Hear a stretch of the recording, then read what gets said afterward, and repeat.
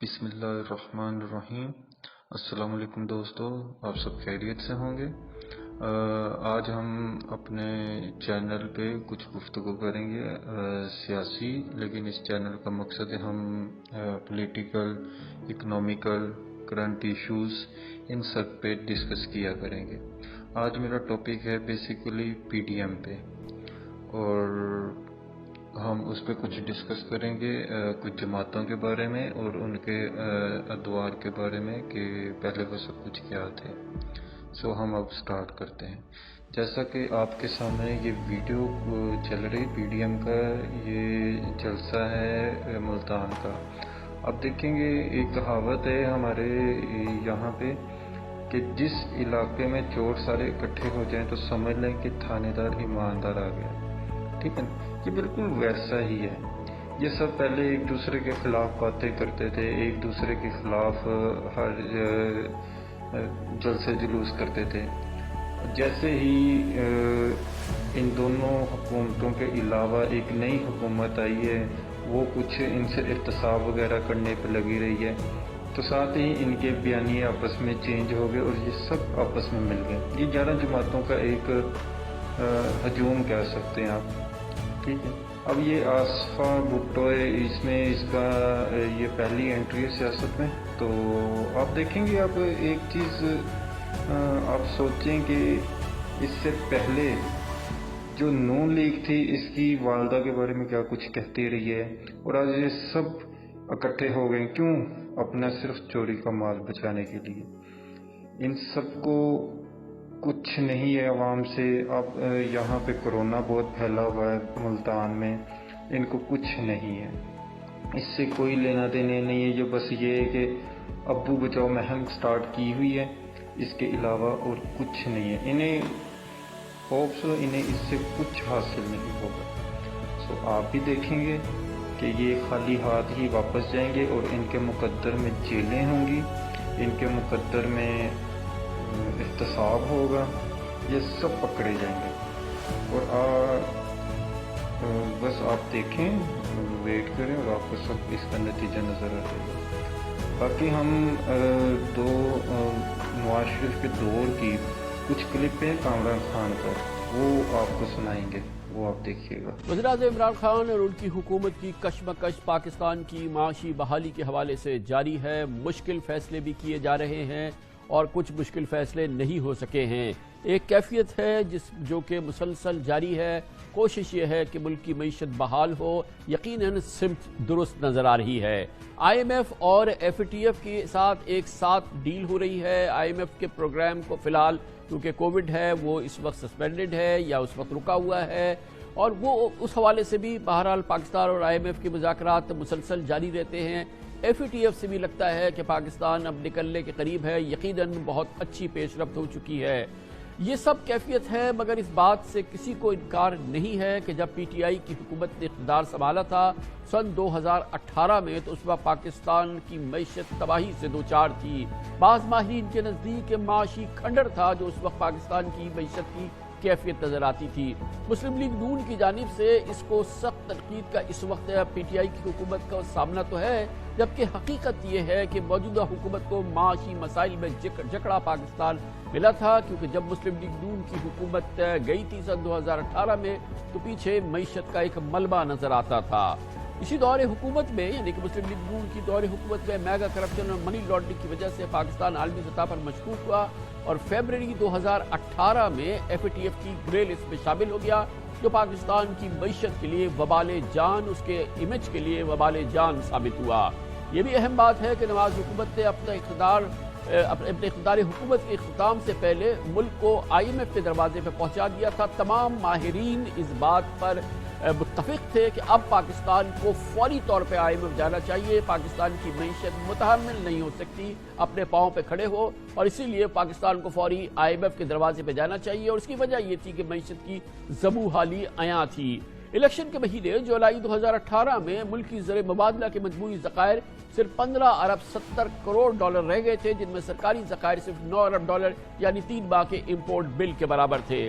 مئی 2018 میں قومی اسمبلی میں بجٹ سیشن کے دوران تحریک انصاف کے رکن اسمبلی اسد عمر نے زر مبادلہ کے ذخائر تیزی سے گر رہے ہیں کے بارے میں کہا تھا اور تجارتی خسارہ بھی بڑھتا جا رہا ہے۔ اس موقع پر اس وقت کے وزیر خزانہ مفتاح اسماعیل نے بھی کسی حد تک اس بات کی تائید کی تھی، جو کہ اس بات کی غمازی کرتی ہے کہ صورتحال انتہائی دگرگوں تھی۔ ایک طرف تو پاکستان کے جو ذخائر ہیں، فورن کرنسی کے ریزرو جو ہیں وہ تیزی سے گر رہے ہیں، 8 ارب ڈالر کی اس میں کمی آ گئی جب سے IMF پروگرام ختم ہوا ہے۔ ساتھ ہی ساتھ وہ ریزرو جو کم ریزرو ہمارے پاس رہ گئے ہیں، 10.7 بلین ڈالر رہ گئے ہیں اسٹیٹ بینک کے اس وقت، اس میں سے بھی 7 سے 8 ارب ڈالر اس وقت جو ہے وہ شارٹ ٹرم کمرشل بورنگ ہے۔ ہم تو اتنے انتہائی خطرناک صورتحال کے اندر آ چکے ہیں کہ the Titanic is about to hit the iceberg. Asad صاحب نے ایک دم صحیح پوائنٹ آؤٹ کیا ہے sir, at a situation which is of some concern اور perhaps more than some concern کہ our reserves have not been at the level they were last year. They have gone down and the current account deficit is a serious problem. I've mentioned this before in the House. Hopefully we will avoid that iceberg that you refer to. I'm trying to, but it is a Titanic and it's very difficult to steer it away from that iceberg. گویا کہ مفتاح اسماعیل اب اس بات کو دہراتے نہیں ہیں، اس وقت انہوں نے صاف یہ بات کہی تھی کہ یقیناً صورتحال کہیں زیادہ تشویشناک ہے۔ اب اس حوالے سے جب بھی اور اب بھی معاشی ماہرین کہتے رہے ہیں کہ پاکستان تحریک انصاف کی حکومت کو ایک معاشی وبال اپنے ورثے میں ملا تھا اور یقیناً موجودہ معاشی صورتحال کو اس پس منظر میں جانچنا ضروری ہے۔ مختلف ماہرین معاشیات اس حوالے سے اپنے تبصروں میں، اپنے گفتگو میں اس کا ذکر کرتے رہتے ہیں۔ آج بھی اخبار ڈان میں نامور ماہر معاشی امور جناب ثاقب شیرانی کا ایک مضمون شائع ہوا ہے جس میں اکنامک مینجمنٹ کے حوالے سے اور جس میں انہوں نے مسلم لیگ نون کے دور حکومت کی معاشی ابتری کا احاطہ بھی کیا ہے۔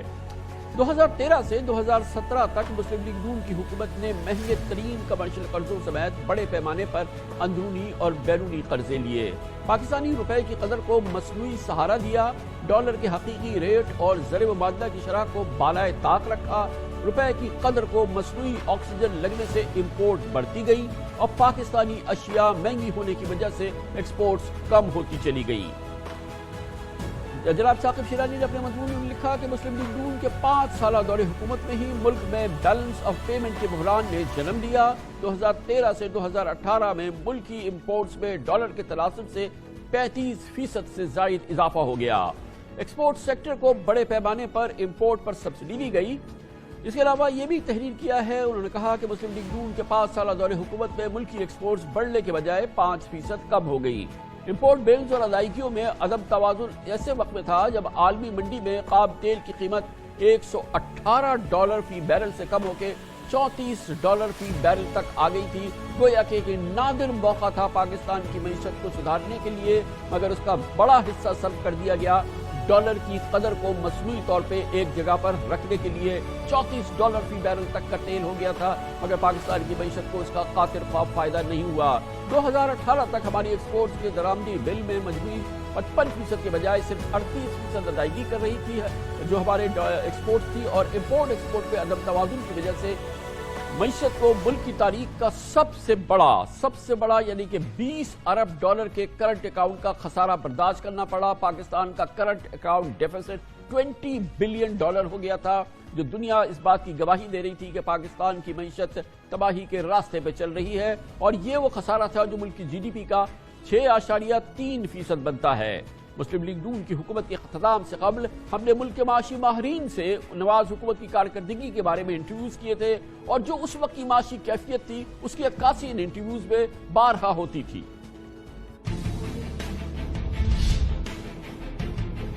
معاشی ڈی اسٹیبلائزیشن جو ہے پولیٹیکل ڈی اسٹیبلائزیشن کی وجہ سے نہیں آیا ہے، یہ اگر اکانومی خراب ہو رہی ہے تو ڈی اسٹیبلائزیشن ہو رہی ہے، یہ ہماری مس مینجمنٹ کا قصور ہے۔ اکنامک ایمرجنسی یعنی کہ بیلنس پیمنٹ ایمرجنسی لاگو کرنی چاہیے۔ پاکستان کی تاریخ میں کبھی بھی تجارتی خسارہ جو ہے وہ 32 یا 33 ارب ڈالر سالانہ نہیں ہوا۔ پاکستان کی تاریخ میں کبھی 5 سال متواتر مسلسل جو ڈکلائن ہے ایکسپورٹ میں آ رہا ہے۔ بجٹ کا ڈیفیسٹ، کرنٹ اکاؤنٹ کا ڈیفیسٹ ریکارڈ لیول پہ پہنچ چکے ہیں. پچھلے سال والیوم آف امپورٹس میں 20% اضافہ ہوا ہے جو ہمارے ہسٹری میں بہت کم ہوا ہے, اس لیے کہ امپورٹس بہت چیپ ہو گئے. ہماری اپنی ڈومیسٹک انڈسٹری بری طرح سے مار کھا رہی ہے. ایکسپورٹس پر ہمیں اسٹرکچرل مووز کرنے ہیں along with ڈپریسیشن. ہمارا سب سے بڑا چیلنج جو ہے وہ کرنٹ اکاؤنٹ ڈیفیسٹ ہے. ہمارا امپورٹ کا بل بڑھتا جا رہا ہے, ہمارا ایکسپورٹ میں ڈکریز ہے, اور ہمارا ریمیٹنسز پر ریلائنس بہت زیادہ ہے.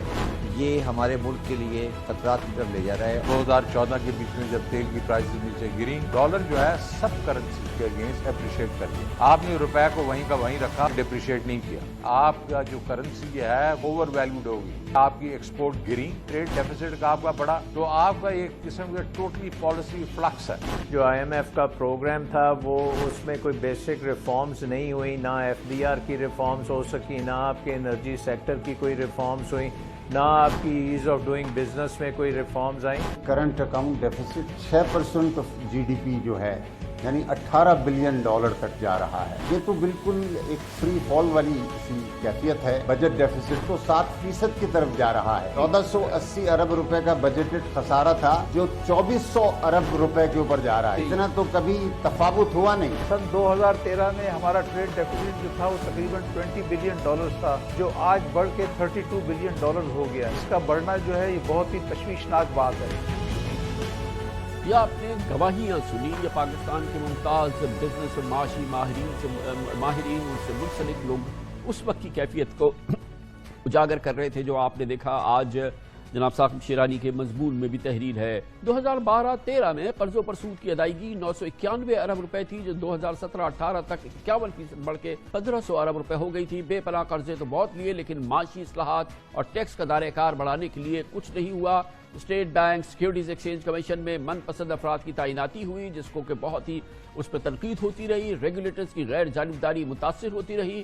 مسلم لیگ نون کی حکومت میں 4 سال جناب اسحاق ڈار نے معاشی طور پہ اپنا شو برقرار رکھا. اس کے بعد مفتاح اسماعیل صاحب وزیر خزانہ بنے اور انہوں نے انکم ٹیکس کی شرح تقریباً آدھا کر دی اس وقت جبکہ پاکستان کی معیشت ایک شدید چیلنج سے دوچار تھی. مسلم لیگ نون کے دور حکومت میں 2016 سے 2018 کے دوران جو صورتحال تھی اس کی بھرپور عکاسی IMF کی پاکستان سے منسلک پروگرام نے بھی کی تھی, جو کہ بہت ہی مستند رائے تھی پاکستان کی معاشی صورتحال کے حوالے سے. تو دوستو, جیسا کہ آپ نے دیکھا کلپ سنا کہ ان کے ادوار میں کیا ہمارے معاشی حالات تھے, کیا ہم لوگوں کو وہ دے کر گئے تھے. آپ خود ہی فیصلہ کریں کون صحیح ہے کون غلط. ٹھیک, اپنی حکومت کا ساتھ دیں اور ہمیں پوری امید ہے آپ کو یہ ویڈیو اچھی لگی ہوگی.